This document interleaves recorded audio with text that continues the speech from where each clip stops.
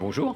Merci d'être avec nous. Et puisque cette émission s'appelle Les enfants de la République, Manuel Valls, eh bien, que représente la République pour vous? La République, c'est l'émancipation, c'est la possibilité de progresser, non pas en fonction de l'origine, de la couleur de peau, du nom, du lieu de naissance, mais parce que on aime une culture, on aime une langue et on aime, ça c'est la France, et on aime des valeurs, et ça c'est la République, celle qu'on partage. Et c'est ce que vous dites d'ailleurs, c'est au centre de votre livre, hein. Pas une goutte de sang français, mais la France coule dans mes veines. Donc c'est le titre de votre livre. Et ça commence par un hommage à Romain Gary. C'est le titre. Le titre, c'est un hommage à Romain Gary. Vous parlez beaucoup de Romain Gary dans ce livre. Comme lui, vous n'êtes pas né français, mais écrivez-vous, vous êtes profondément français. C'est quoi être profondément français? C'est précisément le destin, et pas seulement bien sûr, de Romain Gary, ce juif d'Europe de l'Est qui arrive en France. Sa mère veut qu'il occupe les plus hautes responsabilités du pays qu'il accueille, en Et votre mère, l'occurrence c'était pareil? ambassadeur. Non, ce n'est pas Non. pareil.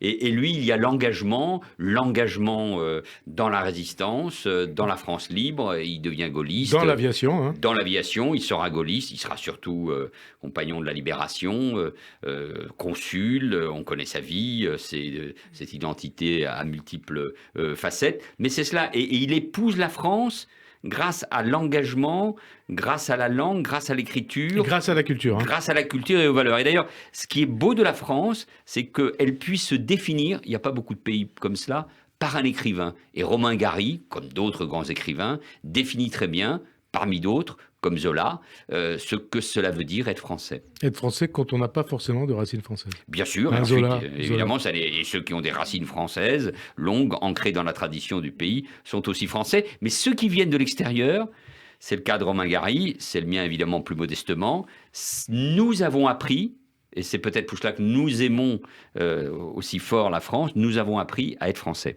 Et vous écrivez, hein, d'ailleurs, mes racines ne sont pas en France, je n'ai aucun poilu dans ma famille, aucun soldat de la Grande Guerre, et pourtant, je me suis approprié la Grande Guerre en discutant avec des poilus. Oui, c'est ça qui est magique de la France, c'est vrai. Mes grands-parents étaient espagnols d'un côté, de l'autre ils étaient suisses-italiens, donc ils n'ont pas fait la Première Guerre mondiale. Et pourtant, devant les monuments aux morts de nos villes et de nos villages, à Verdun, je l'explique dans un des chapitres, Mmh. cette histoire terrible de fer, de feu, de sang, de mitraille, elle est mon histoire et je la fais mienne. J'ai eu, je reprends cette fameuse phrase, j'ai eu au fond les ancêtres gaulois, j'ai eu des ancêtres poilus parce que je fais mienne l'histoire de la France. Alors, vous avez eu des ancêtres gaulois, vous avez eu des ancêtres poilus. Et on va parler de votre enfance, justement, Manuel Valls. Votre enfance ou votre adolescence. 1978, donc vous venez d'arriver en France. Vous demandez votre carte de séjour, vous l'obtenez. 1982, vous êtes naturalisé français. Est-ce vrai que dès cette époque, Manuel Valls, où naît votre amitié avec Stéphane Fuchs et Alain Bauer, vous rêvez déjà d'être président de la République? Non, je n'ai jamais rêvé d'être président de la République parce que précisément, je ne pouvais pas imaginer que quelqu'un qui était né à l'étranger... Parce que vous savez qu'on a beaucoup dit ça, hein. Oui, mais bien sûr, mais d'ailleurs, toute personne qui pense avoir un destin, on dit que dès le plus jeune âge, il rêvait d'être ou Victor Hugo, ou Chateaubriand, ou Alexandre, ou Napoléon, et maintenant d'être président de la République. Non, parce que je n'imaginais pas, d'abord, dans l'éducation, dans mon éducation à travers mes parents, je n'ai pas été préparé à être le premier de la classe. Et ensuite, je n'imaginais pas que quelqu'un né à l'étranger, naturalisé à 20 ans, il y avait en plus des lois qui vous interdisaient. À l'époque, il fallait attendre 10 ans avant de rentrer dans la fonction publique ou pouvoir être élu. Ces lois ont sauté. Mais je n'imaginais pas, je ne me projetais pas dans de telles responsabilités. En revanche, oui, avec mes amis Stéphane Fuchs et Alain Bauer, oui, je dessinais un avenir politique. L'un espérait être grand maître du Grand Orient de France, l'autre Hein. être un grand communicant. Ils ont réussi dans leurs projets personnels et professionnels. Quant à moi, je commençais à comprendre que la politique allait faire partie de ma vie. Je n'imaginais pas, évidemment, le parcours qui a été le mien ensuite. Et vos parents, d'ailleurs, à l'époque, et avant d'arriver en France, qu'est-ce qu'ils vous disaient Qu'est-ce qu'ils disaient de la France? Oui, je vous corrige sur un point, parce que moi j'ai toujours vécu en France. Je suis né à Barcelone parce que c'était Vous êtes arrivé à l'été. 6 mois, Je suis arrivé effectivement mais vous avez fait des très jeune. allers-retours, en tout cas pendant les vacances. Mes parents aimaient beaucoup la France. Mon père était éternellement reconnaissant à ce pays qu'il avait accueilli. Lui, l'artiste peintre, qui était parti d'un régime, le régime franquiste particulièrement dur pour la créativité, pour la culture, pour les artistes. Mon père et ma mère aimaient la France. Ma mère vit toujours à Paris, dans le même atelier où nous avons été élevés, où mon père travaillait. Ils aimaient beaucoup la France. Ils ne se sont pas naturalisés. Eux, ils étaient des hommes, des femmes du monde, de l'Europe, mais ils m'ont toujours élevé dans un immense amour pour la France. C'est aussi pour cela que ma sœur et moi avons reçu les savoirs et les valeurs de l'école publique, de l'école de la République, dans le quartier populaire du Marais à l'époque, puisque ce quartier a beaucoup Qui est changé. un peu moins populaire aujourd'hui. Qui est un peu moins populaire, qui est tout aussi beau, tout aussi intéressant, mais j'ai appris beaucoup de cette école publique, de mes camarades. J'y ai découvert d'ailleurs le judaïsme. Vous parlez dans votre livre des soirées du Shabbat chez des amis, Voilà. Vous parlez d'un certain nombre de boutiques du coin. Israël, notamment rue Voilà. François Miron. Et il n'y avait pas, vous savez, encore ces plaques apposées sur les murs des écoles. Ça, c'est Bertrand Delanoë. La rafle, ça viendra évidemment beaucoup plus tard, mais l'école primaire où j'étais, jusqu'au CM1, était, maintenant c'est un collège, devant le monument aux martyrs juifs. Donc j'ai vécu avec cela, j'ai compris un certain nombre de choses à travers l'histoire de ce quartier et à travers les discussions et les conversations avec mes camarades. Alors, vous avez donc quitté la France et à la surprise générale pour Barcelone à l'été. Là, vous franchissez les étapes. Oui, d'un on coup. franchit les étapes, on va revenir, vous allez voir. À l'été 2018, vous écrivez « Là-bas, j'avais un avenir, ici, j'étais mort ». Et pourtant, vous revenez à Paris, vous revenez en France. Que s'est-il passé pendant ces 2 ans et demi ? Pendant ces presque 3 ans, d'abord, ça m'a fait beaucoup de bien. Je sais que tout le monde ne comprend pas ce qu'a été ce mouvement, mais j'étais cassé, brisé. Je voyais un monde s'effondrer, celui de mon engagement au Parti socialiste pendant 40 ans. J'étais rejeté par les Français, par ma famille politique. Je n'avais peut-être pas pris assez la mesure. Mon couple était en train de se défaire. Et donc j'ai saisi, au fond, une perche qui m'était tendue, une occasion, une candidature que je savais très difficile à la mairie de Barcelone, mais pour franchir le pas. Et là-bas, j'y ai rencontré celle qui est aujourd'hui ma femme, l'amour, tout simplement. J'ai pris du temps, du recul. Ma vie est plus apaisée. Mais pendant ce temps-là, pendant notamment le premier confinement, ou à l'occasion, malheureusement, des attaques terroristes de septembre dernier, l'éloignement, le fait que la France et les Français souffraient, m'ont fait prendre conscience encore davantage combien la France me taraudait, combien elle me manquait, combien je l'aimais. Et d'une certaine manière, je trépignais de ne pas pouvoir agir pour mon pays au moment où il était en difficulté face à une crise sanitaire ou une crise terroriste. Et au fond, c'est le sens de ce livre. C'est un cri d'amour à la France. Et au fond, moi, je n'ai qu'une seule patrie, malgré ses identités multiples. Je n'ai qu'une seule identité, une seule patrie, c'est la France. Et alors justement, qu'est-ce qui vous a le plus meurtri, Manuel Valls ? C'est d'être rejeté par les Français, notamment par la gauche, et beaucoup par la gauche, par votre famille politique, d'être détesté et d'avoir depuis 2017, et vous en parlez dans le livre, cette image de traître, ou de voir l'évolution de votre pays, de la France, et quelque part l'évolution peut-être aussi du débat politique. Je crois qu'il faut, vous savez, quand on fait de la politique, il faut assumer les moments de gloire, la popularité, la chute, le rejet, y compris la défaite politique. Oui, parce que popularité, quand vous étiez ministre de l'Intérieur et Premier ministre, vous étiez très populaire. Je l'ai été, et donc, mais je sais que tout ça peut être futile, en tout cas passager. Non, ce qui m'inquiète le plus au fond, parce que le reste, même si je l'écris, évidemment ça comptait pour moi, mais l'essentiel, c'est de sentir que le pays peut se défaire. C'est la fragilité du lien qui existe entre les Français. Ce sont les fractures territoriales, sociales, ethniques. Et au milieu de tout cela, ce qui me fait mal, et je dédie un chapitre à cette trajectoire au sein du Parti socialiste, chapitre triste, nostalgique, qui s'appelle Adieu Solferino, c'est de voir ma famille politique, ma famille de pensée, la social-démocratie française qui est en difficulté partout dans le monde, mais notamment en France, se défaire. Et on va en parler de la gauche. Mais qu'est-ce qui vous a conduit à revenir en France ? Pourquoi ce désir de France ? Pourquoi cette volonté peut-être de peser dans le débat ? L'inquiétude, Frédéric Aziza. Je pense être légitime. Et je l'ai senti, malheureusement, je le répète encore davantage au moment des attaques terroristes du mois de septembre et du terrible et ignoble assassinat de Samuel Paty, mais aussi de l'attaque contre des fidèles à Notre-Dame de Nice, c'est que sur un certain nombre de sujets, la montée de l'antisémitisme, la montée de l'islam et de l'islamisme, le fait qu'on ne défendait pas assez les valeurs de la République et de la laïcité, ce que j'avais appelé les gauches irréconciliables, nous y reviendrons sans doute.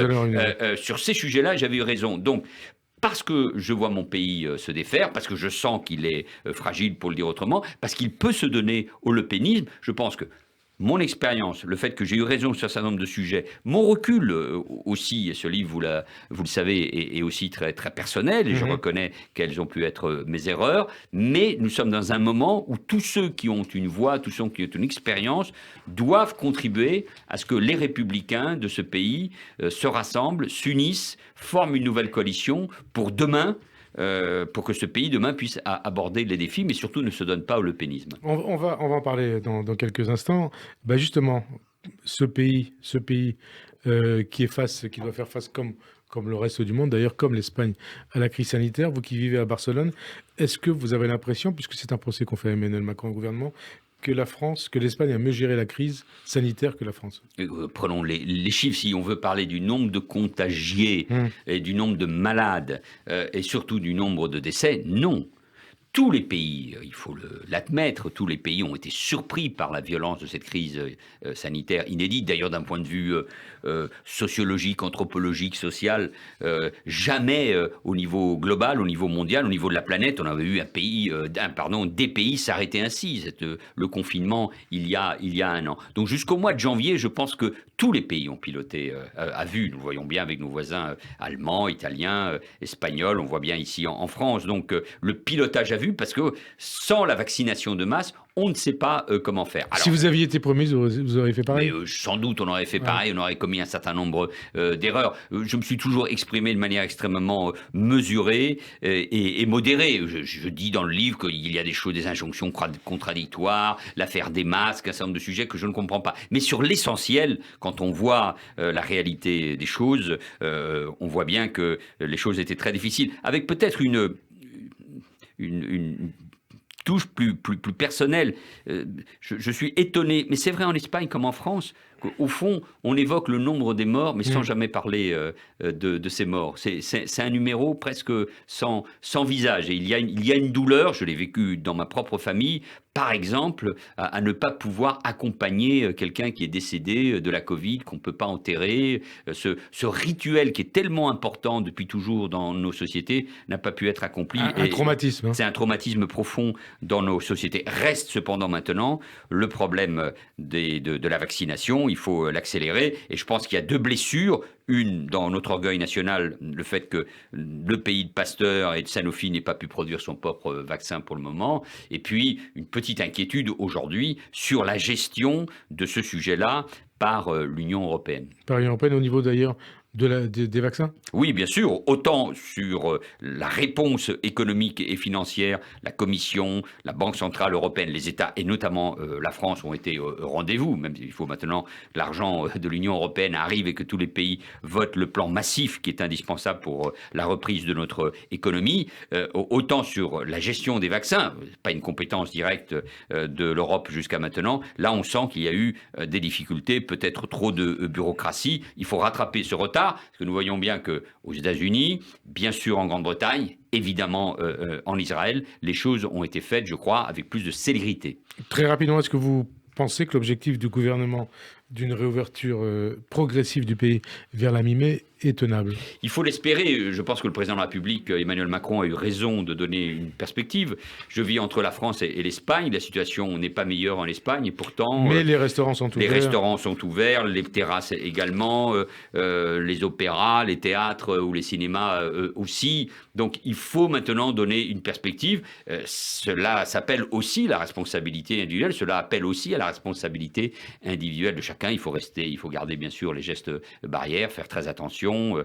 Mais je pense que maintenant, il faut ouvrir progressivement avec méthode et accompagné évidemment par la vaccination parce que c'est essentiel si on veut retrouver demain une vie normale et permettre à nos économies de retrouver la croissance indispensable. Sinon, nous vivrons non seulement une crise économique et sociale longue, mais nous risquons d'être très en difficulté dans la comparaison avec l'Amérique du Nord ou avec l'Asie. Et avec la Chine. Alors, on revient à votre livre. Vous parlez de la gauche, vous parlez de l'islamo-gauchisme, enfin, vous parlez de tout ça.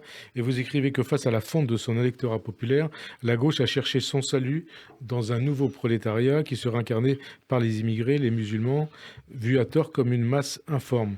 C'est ça l'islamo-gauchisme, Oui, Manuel vous Valls? l'avez très bien dit. D'autres, je pense. C'est vous qui le disiez, qui Et l'écrivait, hein. Mohamed Sifawi vient de publier un livre, un essai Qui particulièrement était, qui était important à votre place la semaine dernière? sur l'islamo-gauchisme, et je l'ai entendu. Oui, c'est ça. C'est-à-dire qu'à un moment, du fait de la chute du mur de Berlin, je l'explique, des conséquences de la globalisation économique et au fond de la destruction d'une partie de l'industrie, la disparition des ouvriers, en tout cas du prolétariat tel qu'il était imaginé par la gauche, du surgissement des questions identitaires avec le 11 septembre 2001, mais bien avant, certains, des mouvements trotskistes britanniques, mais ici en France, je pense évidemment au livre d'Edoui Plenel pour les musulmans, ont imaginé substituer le prolétariat par les nouveaux damnés de la terre, par un nouveau prolétariat uniforme, la masse des musulmans. C'est d'ailleurs une erreur, c'est une aberration, c'est une faute morale que de vouloir les englober tous dans ce mouvement, mais pour en faire, voilà, un allié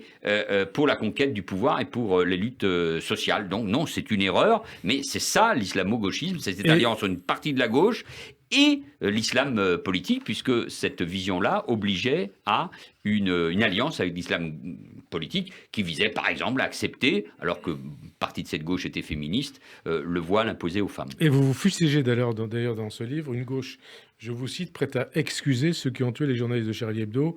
Vous pensez à qui, Manuel Valls? À la France Insoumise, à Uli Plenel, à Daniel Obono, à d'autres? Ben, je pense à tous ceux qui ont dit qu'il n'était pas Charlie, à tous ceux qui ont fait des tribunes peu de temps après les attentats Ou avant? de Charlie, avant et après surtout, Ouais. qui au fond cherchaient en permanence, parce qu'à partir du moment où vous considérez que c'est le nouveau prolétariat, que ce sont les damnés de la terre et que ce sont les victimes, bah, si ce sont des victimes, c'est qu'il y a des excuses aux actes qui sont commis. Uli Plenel, à l'époque, hein, après, le 14 novembre 2015. Qu'est-ce qu'il dit, Louis Plenel? Il dit la nécessité d'interroger. Il y a la nécessité d'interroger les guerres menées à l'étranger par la France. Julien Salingue du NPA. Vos guerres, nos morts. C'est des interrogations légitimes ou c'est un esprit de Munich, un esprit de collaboration? C'est un peu, non, ce ne sont pas des interrogations légitimes, c'est précisément à chaque fois chercher des causes sociales ou identitaires dans notre passé, je pense au colonialisme, ou dans la réalité de nos interventions à l'étranger pour lutter contre le terrorisme en Syrie ou Sahel. C'est à chaque fois culpabiliser la France pour lui faire dire qu'elle est responsable de ces attentats et en tout cas de la dérive de cette jeunesse, niant la responsabilité individuelle, niant le fait religieux, niant l'influence de l'islamisme et de l'islam politique. Donc non, c'est une vision erronée et dangereuse pour la cohésion nationale. Vision erronée et dangereuse pour la cohésion nationale. Arnaud Montebourg. Et ça, c'est l'actualité d'il y a quelques jours.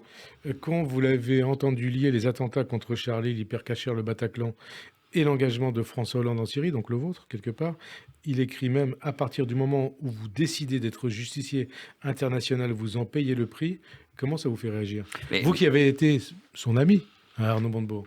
il, Et son compagnon de parti, il son camarade. participait par ailleurs Son camarade. il participait encore au gouvernement à ce moment-là, c'est-à-dire au moment où François Hollande a décidé d'une intervention au Mali. Et il disait ça à l'époque? Sahel. Non, bien évidemment. Mais encore une fois, pour des raisons idéologiques, pour des raisons d'opportunisme électoral, on pense que critiquer les interventions de la France à l'extérieur, et d'ailleurs la France le fait au nom très souvent de la communauté internationale ou de l'Union européenne, la critiquer, c'est ça qui nous protégerait d'éventuelles attaques. Ne pas intervenir, c'est ça qui nous protégeait d'éventuelles attaques. C'est totalement absurde quand on regarde les pays qui ont été frappés par le terrorisme autour de nous.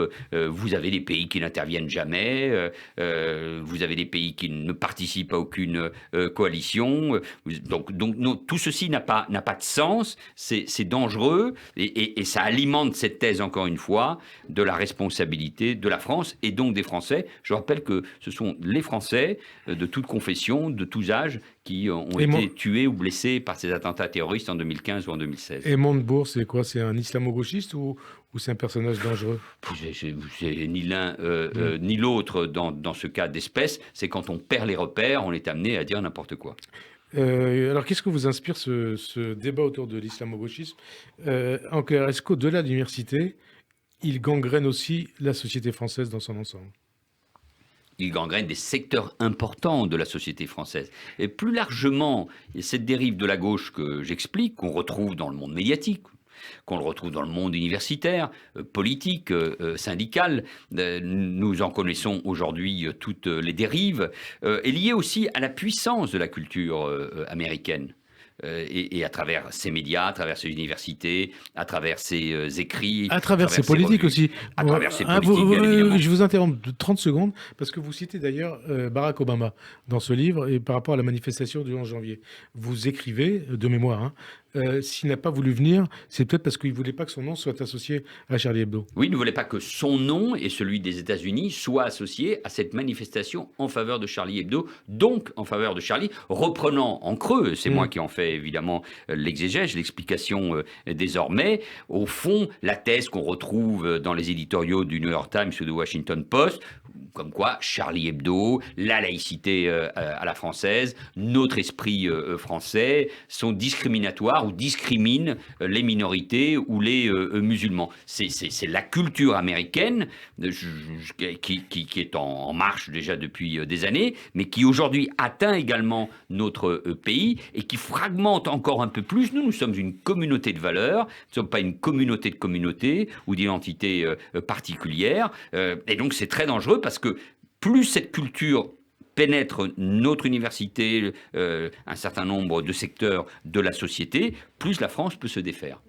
La cancel culture, l'indigénisme, Doria Boutelja, la porte-parole du PIR, c'est une autre phase de l'islamo-gauchisme, Manuel Valls?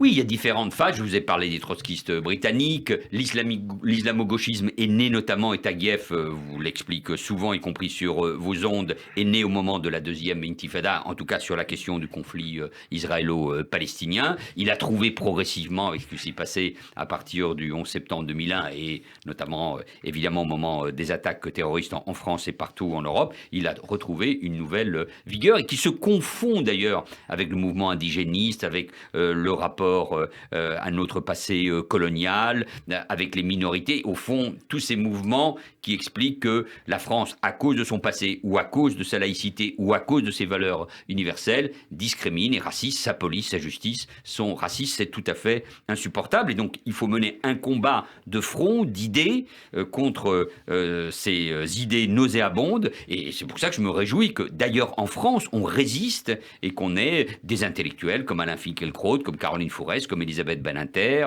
comme vous Jacques avez un Julliard, chapitre consacré à Elisabeth et Robert. Oui, parce que Robert pour Badinter. moi, ils sont le symbole de cet universalisme français, l'un contre la peine de mort, l'autre pour la République, et dont nous avons besoin de revenir aux sources de ce qu'est la République, pas au nom d'une nostalgie, mais parce que je pense que ces valeurs sont plus que jamais d'actualité pour lutter contre ces idéologies. C'est quand même assez extraordinaire. D'un mot, Frédéric Aziza, il y a 30 ou 40 ans, c'était l'extrême droite qui définissait les individus en fonction de leurs origines, de leur couleur de peau, et vous retrouvez aujourd'hui une partie de la gauche, ce qu'on pourrait appeler la gauche identitaire, qui nous ramène en particulier à la couleur de peau, ce mouvement de racialisé qui me paraît très dangereux parce qu'il brise encore une fois non seulement ce que nous sommes, mais en plus il ouvre un espace incroyable à l'extrême droite qui peut se réclamer ainsi républicaine.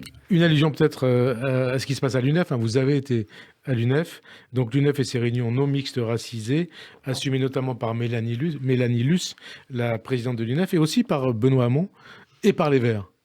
Où j'étais à l'UNEF il y a plus de 40 ans. Mais vous y étiez.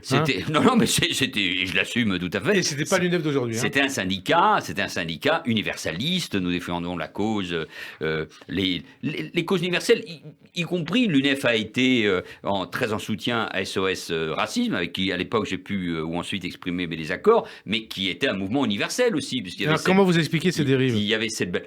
c'est toutes ces dérives que je viens d'évoquer et qui viennent de très loin. C'était la gauche a perdu progressivement, du fait des grands mouvements que le monde a connus, a perdu progressivement ses repères et elle s'est perdue pour beaucoup dans ces moments-là. Il y a eu, nos auditeurs retrouveront ça dans les livres d'histoire, il y a eu aussi des moments particuliers, je pense à l'affaire du voile de ce jeune collégienne de Creil en 1989, où là, une partie de la gauche s'est divisée sur la question de l'universalisme. Bon, donc, une partie de la gauche, mais à l'époque, pas Jean-Luc Mélenchon. Non, comme quoi les uns et les autres ont pu évoluer.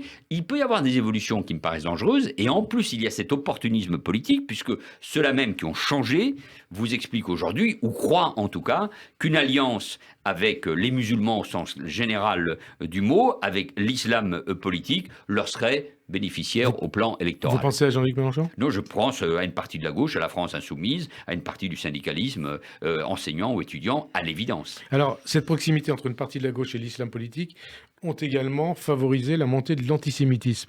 Vous avez été, Manuel Valls, l'un des rares dans votre camp à vous en émouvoir, et vous écrivez « Une partie de la gauche a eu du mal à le dénoncer parce que ça venait de la gauche ».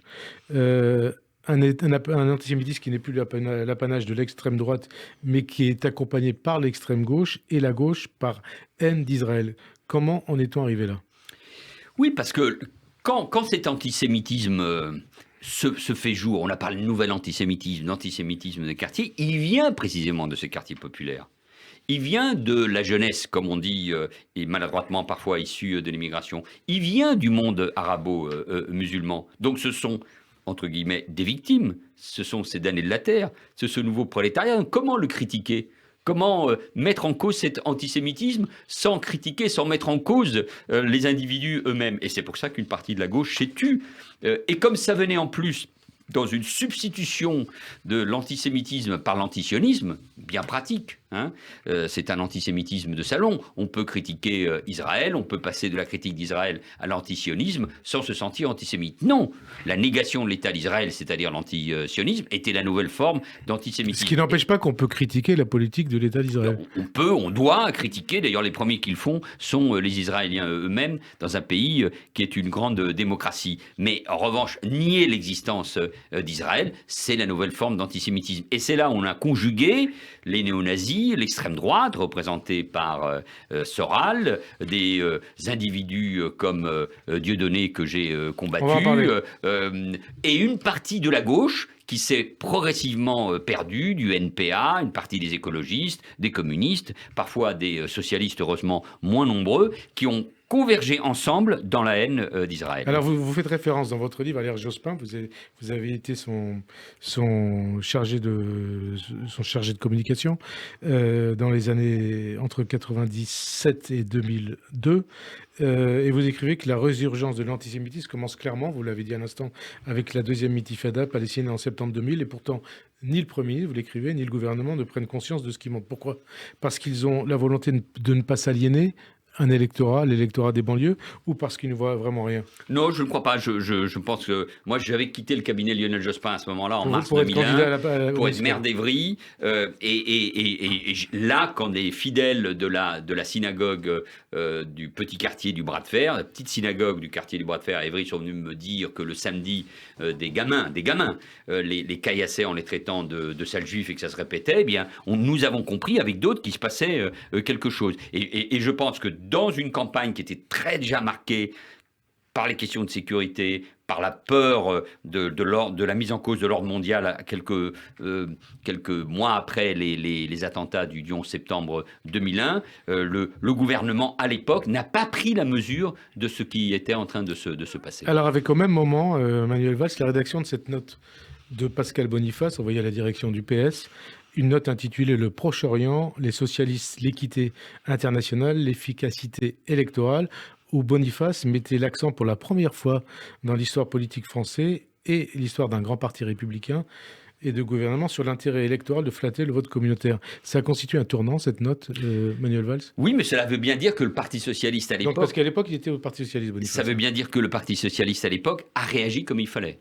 De quelle manière? puisqu'il a été Il exclu est de éjecté. toute responsabilité. Il a été éjecté, pour reprendre votre expression, du Parti socialiste. Ça représentait un tournant et une remise en cause assez fondamentale de ce qu'étaient les valeurs du Parti socialiste. Mais c'est une pièce supplémentaire à cet édifice, je ne sais pas si c'est de l'islamo-gauchisme, de l'opportunisme, du cynisme, qui parfois peuvent converger dans la haine d'Israël, dans l'antisémitisme pour certains. En tout cas, c'est ce mouvement-là que cette note, comme d'autres attitudes, ont fait grandir. Donc ça fait 20, 21 ans, et vous dites à propos de Boniface dans le livre de Mohamed Sifawi, donc, qui était ici la semaine dernière, le livre Les Fossoyeurs de la République, au départ, dans les années 2000, Boniface, était plus sûr de la rancœur car il n'a jamais été véritablement reconnu comme chercheur universitaire au niveau auquel il aurait sauté. Ensuite, il s'est laissé dériver, Boniface.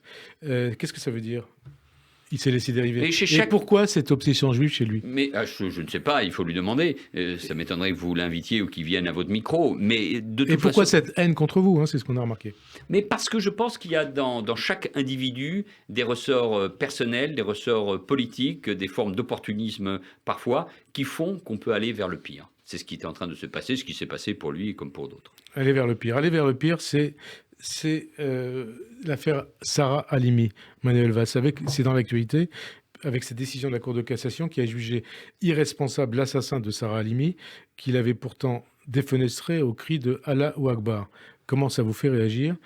Qu'est-ce que ça dit peut-être de l'état de la justice française ? Une première remarque...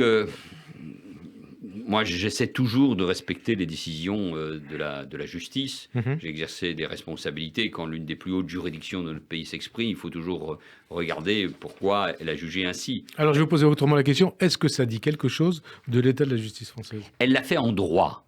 Et François Molins l'a très bien expliqué. Mais elle laisse, cette décision, un goût amer, profondément amer, d'incompréhension.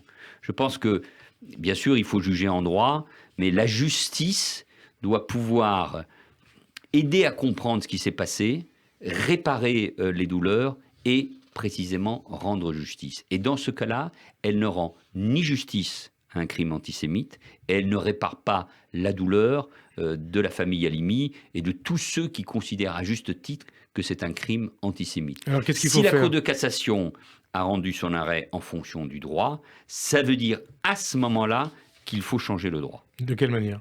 Il appartient au législateur de s'emparer de ce dossier. Mais le prétexte de la folie, à travers une justification antisémite du crime, ne peut pas écarter la responsabilité individuelle de cet individu. Et en tout cas, ne peut pas amener à ce qu'on ne répare pas la douleur suite à ce qui est évidemment un crime antisémite. Donc réparer le droit, ça veut dire que... Ça veut dire changer le droit, réparer la douleur, rendre justice, œuvrer à la pédagogie indispensable dans ce domaine-là. Ça veut dire qu'on doit être amené, oui, c'est au législateur de le faire, toujours avec la sérénité nécessaire. Je m'inquiète toujours des emportements, et y compris dans cette affaire-là, des mises en cause de la justice. Il n'y a pas un permis qui a été donné de tuer les Juifs en France, j'ai entendu cela, ça n'est pas vrai, mais chacun doit comprendre, et d'ailleurs le chef de l'État s'était exprimé sur ce sujet-là, que c'est un crime antisémite et que la décision qui a été prise par la Cour de cassation ne rend ni justice, ni ne répare la douleur profondément ancrée, je crois, pas seulement chez les Français juifs, mais tout, parce que chaque crime antisémite ne concerne pas que les Juifs, il concerne toute la communauté nationale. Alors un antisémitisme incarné notamment, vous l'avez rappelé, par Dieudonné et Soral, deux personnages contre lesquels vous avez mené un combat dès août 2013 à l'université du PS de La Rochelle, un combat que vous avez poursuivi, que vous poursuivez encore aujourd'hui, et puis un combat qui a précisément qui vous a précisément conduit à rappeler en décembre 2013, et vous le rappelez dans votre livre, donc à commencer à réfléchir au recours juridique nécessaire pour interdire les représentations de Dieudonné. Où en est-on aujourd'hui ? Est-ce que vous considérez que ce combat, vous l'avez gagné ? Oui.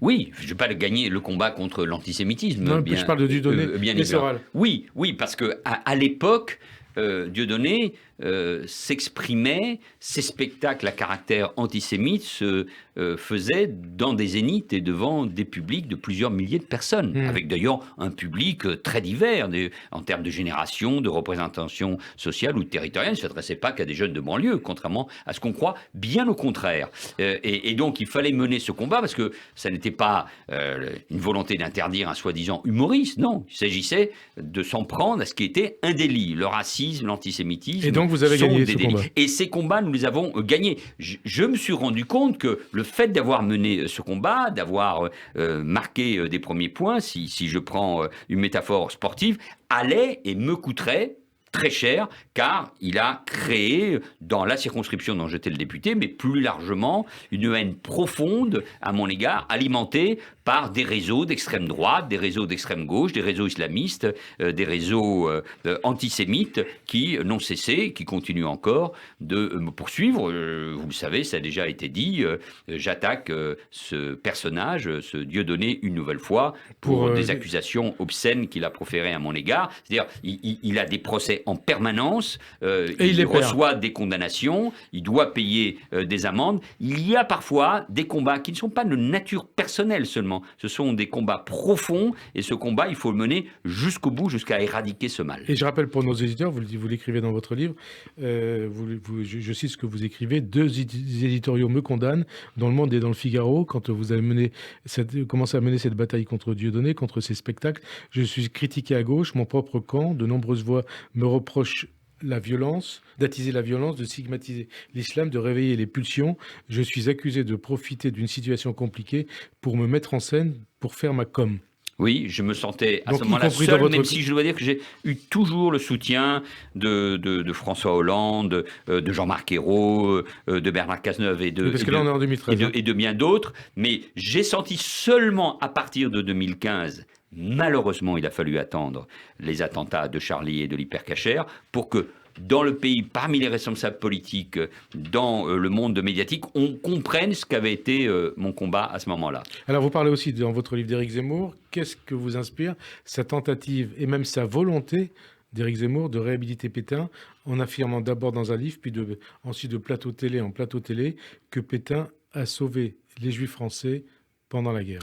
Il y a chez Éric Zemmour, qui est un homme intelligent, qui a des succès médiatiques et en termes d'essais, une volonté de réécrire l'histoire de France. Ce n'est pas le premier, mais surtout parce qu'il y a chez lui, au fond, je ne sais pas si c'est le bon mot, une haine, en tout cas un rejet de l'esprit. Restons sur les sujets de fond et sur les questions de fond et historiques. Un rejet de la République. Et cela l'amène, au nom d'une vision, d'une histoire globale de la France, à essayer de réhabiliter Pétain dans 2 aspects. L'une, c'est une vieille controverse, notamment d'après-guerre, mais que tous les historiens ont évidemment écarté. C'est que De Gaulle et Pétain seraient d'accord. L'un serait le glaive De Gaulle, l'autre le bouclier Pétain. Ils étaient au fond les 2 faces d'une même monnaie, c'est-à-dire de la France. Cette thèse ne résiste pas à l'explication historique. Et l'autre, elle est évidemment pire, c'est d'expliquer que Pétain a voulu sauver et a sauvé les Juifs français au détriment des Juifs qui ne l'étaient pas, y compris des Juifs qui avaient été dénaturalisés ou qui étaient Et les historiens ont démontré que c'était faux. C'était non seulement faux, mais que si des Juifs français ou des Juifs étrangers vivant en France ont été sauvés, c'est grâce à l'administration, c'est parfois grâce y compris à la police française, c'est grâce surtout aux Français, mais ça n'est en rien grâce au régime de Vichy qui au contraire voulait être complaisant à l'égard du régime nazi, aller au-delà. Ce fut notamment le rôle de Bousquet, le secrétaire général de la police. Alors vous parlez aussi, on passe d'un sujet à un autre, vous parlez aussi de la gauche dans ce livre. Vous avez parlé en 2016 de gauche irréconciliable. 5 ans après, la fracture paraît irrémédiable, d'après vous, Emmanuel Valls? Oui, si, bien sûr. Je pense que quand il y a de telles différences sur la vision que nous avons de l'histoire de notre pays, des valeurs de la République, de ce qui n'est pas possible, c'est-à-dire par exemple de mettre au-dessus des lois de la République une religion, sur le féminisme, c'est le féministe qui aujourd'hui considère que la liberté c'est le voile, alors que des femmes dans le monde, en Iran par exemple, déchirent leur voile au nom même de la liberté de la femme. Oui, là il y a des lignes rouges, il y a des césures, et j'avais eu raison en 2016 de parler de gauche irréconciliable. Alors, gauche, justement, hier a eu lieu une réunion à l'initiative de Yannick Jadot avec Olivier Faure, Anne Hidalgo, des représentants du Parti communiste, de Génération, de Benoît Hamon, du PRG, et même avec la présence d'Éric Coquerel pour la France insoumise. Je suppose que cette gauche, c'est une nouvelle union de la gauche. Elle vous fait rêver, Manuel Valls? Non? Ni rêver, ni cauchemarder. C'est la tentative de refaire ce qui a été fait il y a 20 ou 30 ans et qui est aujourd'hui impossible. Comment essayer de réconcilier uniquement pour des raisons électorales, des partis, des individus qui sont de toute façon si éloignés les uns des autres. Et ce qui explique aujourd'hui l'état de la gauche. Je m'explique. Moi, je suis convaincu. Vous êtes toujours de gauche d'ailleurs, Emmanuel Valls? Je me définis comme un républicain de gauche. Je suis convaincu que les idées de gauche, d'ailleurs, on le voit bien avec la crise sanitaire, l'argent public est là pour soutenir notre économie et les plus fragiles, la nécessité d'avoir des politiques solidaires plus que jamais. Je suis convaincu que ces idées de gauche sont là. Je suis convaincu, comme Jacques Julliard, qu'il y a un tiers-état intellectuel avec des intellectuels de gauche, mais pas seulement, qui réfléchissent sur la République. J'en ai cité quelques-uns tout à l'heure. Mais il n'y a pas de traduction politique, il n'y a pas de traduction électorale, et c'est le drame que connaît ce pays. Et la réunion de hier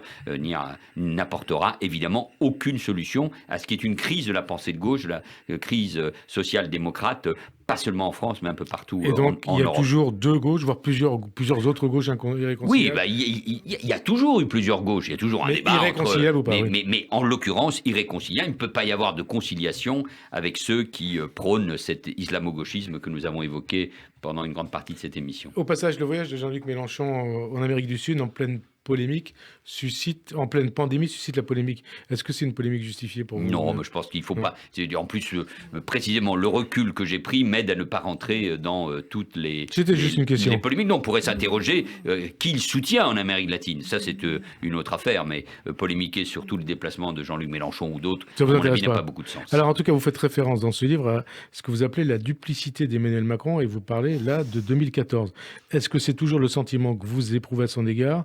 Est-ce que vous êtes, parce que c'est l'impression que vous donnez, est-ce que vous êtes un déçu du macronisme? Non, mais dans ce livre qui est un cri d'amour c'est à la France, une ligne, ça. Où j'explique aussi, à travers Depardieu, Vianney, les Badinter, vous l'avez dit, le général Favier, à travers Verdun, à travers les livres, pourquoi je me sens français, pourquoi je suis français. J'évoque aussi des périodes, nous en avons parlé, le combat contre Dieudonné, les attentats, et j'évoque aussi ce qui s'est passé en 2014, 2015, 2016 avec Emmanuel Macron, et je dis qu'il s'est joué de nous, qu'il y a une forme de duplicité incontestablement. Donc de François Hollande, de moi, et de vos collègues et une forme de naïveté. Et puis surtout, il a profité de l'effondrement de la gauche et du Parti socialiste. Et je rappelle, pour ce qui me concerne toujours, que heureusement, à ce moment-là, en 2017, la France a pu choisir, au moment où il y avait ce vent de dégagisme et où les responsables politiques d'un autre monde étaient balayés, a pu choisir un homme jeune, progressiste, réformateur, européen. Il y a, dans ce qui s'est passé depuis 2017, sinon une déception, je crois,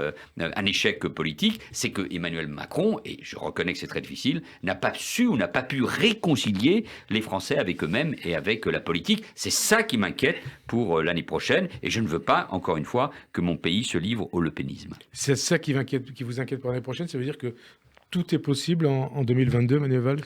Tout est possible plus que jamais parce que nous vivons dans cette ambiance délétère, crise sanitaire, crise économique, crise sociale, crise identitaire, crise terroriste. Ça fait beaucoup pour un seul pays et on sent bien qu'avec une majorité fragile qui n'a pas de racines, une droite et une gauche qui n'ont pas réussi à récupérer la confiance des Français, le pays peut se donner au lepénisme et il faut devant les Français, dire quelles seraient les conséquences politiques, économiques, sociales d'une victoire de Le Pen. Je pense que les Républicains peuvent se remobiliser, mais il faut le faire en donnant goût aux Français dans ce pays, dans la France et dans la démocratie. Et vous revenez pour ça?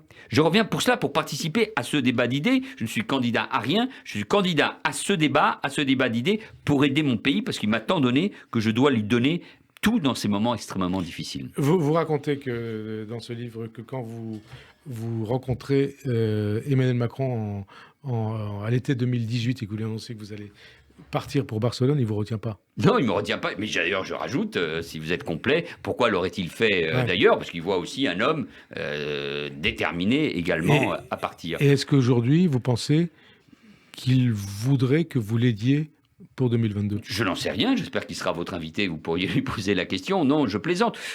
Pour le moment, moi, je me situe dans le débat d'idées. Je pense qu'il faut à la fois combattre les extrêmes qui aujourd'hui prennent en otage notre démocratie. Il faut redéfinir le projet républicain. De ce point de vue-là, je me réjouis qu'Emmanuel Macron ait évolué beaucoup sur tous ces Donc sujets-là. séparatisme, laïcité, ainsi de suite. Bien sûr, et son discours des Mureaux, me semble-t-il, a été important. Et puis redéfinir ce que doit être une coalition politique. Parce qu'il ne suffit pas de gagner une élection présidentielle, il faut pouvoir gouverner dans la durée pour affronter les grands défis de la France, de l'Europe, du monde, de l'écologie, du réchauffement climatique. Sur toutes ces questions-là, il doit y avoir une majorité puissante. Donc c'est ça aujourd'hui qui m'intéresse. Donc je ne rentre pas, moi, dans les débats d'hommes ou de femmes ou de responsabilité, parce que ce n'est pas le sujet pour moi. Autour d'un projet présidentiel. Et nous sommes en tout cas, et ce sera la dernière ou l'avant-dernière question de cette émission, un peu plus d'1 an de la présidentielle. Puis on entend cette petite musique à gauche qui met sur le même plan Emmanuel Macron et Marine Le Pen.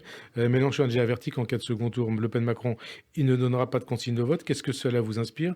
Qu'est-ce que ça dit aussi de l'état de la gauche? Quelle irresponsabilité. Alors, autant comment dire, l'appel au secours face à la montée du Front National ne suffira pas, ni la condamnation morale, même si est-ce que c'est Macron elle le chaos est indispensable. Je pense qu'on ne peut pas le définir comme ça, parce que c'est ça qui aussi aujourd'hui fait monter le Front National. Mais que des responsables de gauche, des hommes et des femmes, mais on retrouve aussi le même phénomène à droite, puissent oublier quelles sont les raisons même parfois de leur engagement politique, c'est invraisemblable. Je rappelle comment la gauche s'est mobilisée en 2002 pour voter pour Jacques Chirac. Pour faire élire Jacques Chirac. Pour faire élire Jacques Chirac. Il y a eu des hésitations à droite quand il a fallu choisir entre Macron et Le Pen il y a 4 ans. Il ne peut pas y avoir d'hésitation sur ce sujet-là. Mais au-delà de cela, ce qu'il faut, c'est convaincre les Français, c'est convaincre les électeurs et leur dire pourquoi la France ne doit pas se donner au lepénisme et pourquoi il faut refonder notre projet républicain. C'est ça qui me semble passionnant et c'est ça qu'il nous faut opérer, entreprendre dans les mois prochains pour convaincre nos compatriotes. Dernière question, vous souhaitez qu'il soit candidat, Emmanuel Macron? Mais ce n'est pas mon sujet, c'est à lui de le décider. Vous vous rendez compte, la tâche qui est la sienne est suffisamment forte, importante, préoccupante. C'est à lui de décider et c'est à nous tous de préparer l'avenir. Merci en tout cas Manuel Valls d'avoir accepté d'être l'invité de cette émission. Et avant de conclure, je rappelle que votre livre, Pas une goutte de sang français, mais la France coule dans mes veines, est publié chez Grasset. Bonne fin de journée sur Radio J et à dimanche prochain. Merci.